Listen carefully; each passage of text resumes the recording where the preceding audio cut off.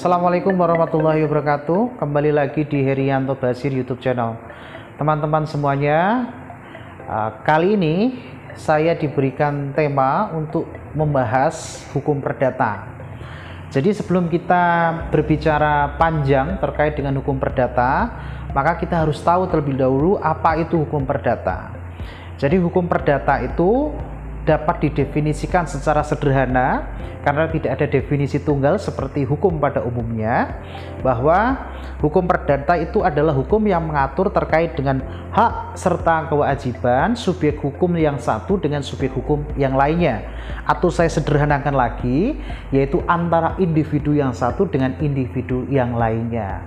Nah, hukum perdata ini masuk di dalam ruang lingkup hukum yang seperti apa dalam penggolongan hukum?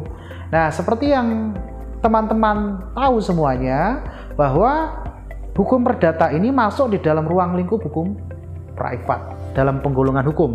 Jadi hukum itu ada yang dikategorikan sebagai hukum yang sifatnya publik, kepentingan negara, kepentingan publik, dan ada hukum privat, person to person. Nah, itu hukum perdata. Nah, lalu ruang lingkup kinerjanya seperti apa hukum perdata ini? Karena person to person, teman-teman semuanya, karena hubungan antara subjek hukum yang satu dengan subjek hukum yang lainnya, ada banyak bidang yang masuk dalam ruang lingkup hukum privat ini. Karena interaksi subjek hukum dalam menyelenggarakan kehidupan terkait dengan hal-hal yang sifatnya perdata, seperti jual beli, hak waris atas tanah, hak kepemilikan. Nah, itu masuk dalam ruang lingkup hukum perdata, atau bahkan perikatan dalam perkawinan, bisnis, investasi, ataupun perniagaan. Nah, itu masuk di dalam ruang lingkup hukum perdata yang sifatnya privat itu tadi. Nah, itu ruang lingkupnya. Nah, sekarang kita harus tahu siapa saja yang bisa melakukan perbuatan hukum, ya, membuat hubungan hukum dalam hukum perdata. Nah, dalam hukum perdata, teman-teman semuanya, subjek hukum itu ada dua. Nah, ini bedanya dengan hukum yang sifatnya publik. Subjek hukum itu ada dua. Yang pertama adalah manusia, dan yang kedua adalah badan hukum. Nah, sekarang kita bahas dulu nih subjek hukum yang manusia ini dulu. Nah, manusia sebagai subjek hukum tentu di dalam aktivitas kehidupan dalam bermasyarakat ataupun dalam menjalin hubungan hukum dengan manusia yang lainnya, dia memiliki hak dan kewajiban. Nah, subjek hukum, kenapa manusia disebut subjek hukum? Karena manusia ini pembawa hak. Jadi sebelum memiliki hak oleh hukum, jadi hukum sebelum memberikan hak, manusia lahir itu sudah membawa hak asasi manusia namanya. Jadi hak asasi manusia ini lahir lebih dulu sebelum hak yang diberikan oleh negara dalam bentuk undang-undang. Nah, termasuk di dalam undang-undang yang private untuk kegiatan hubungan antar manusia ini tadi. Nah, lalu setelah manusia ini lahir, bahkan manusia lahir ini sudah, mohon maaf, manusia di dalam kandungan ini sudah ditentukan hak warisnya dengan syarat dia lahir dalam keadaan hidup. Nah, setelah lahir dalam keadaan hidup, dewasa di bawah perwalian, setelah di bawah perwalian dapat melakukan aktivitas perkembangannya, dia menjadi dewasa. Nah, ukuran dewasa di dalam hukum perdata ini apa? Sehingga manusia ini bisa memiliki hak untuk melakukan perbuatan hukum. Jadi definisi dewasa itu kita bisa lihat secara lex scripta dalam KUH Per, dalam BW ya, dalam ketentuan pasal 330. Usia 21 tahun dalam BW itu dikatakan sudah dewasa.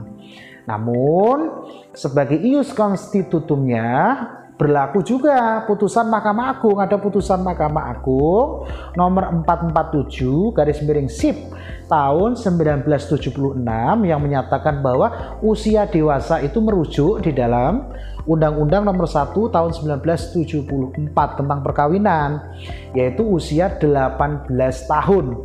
Nah, subjek hukum ini dikatakan dewasa atau cakap dalam melakukan perbuatan hukum. Nah, sehingga manusia yang sudah berusia 18 tahun dia cakap melakukan perbuatan hukum sepanjang setelah perwalian atau dia sudah menikah di bawah usia 18 tahun tapi sudah menikah. Nah, itu dikatakan dewasa dan cakap melakukan perbuatan hukum. Nah, itu manusia ya. Nah, sekarang poin yang kedua, badan hukum. Jadi subjek hukum selain manusia tadi adalah badan hukum. Loh, badan hukum itu apa?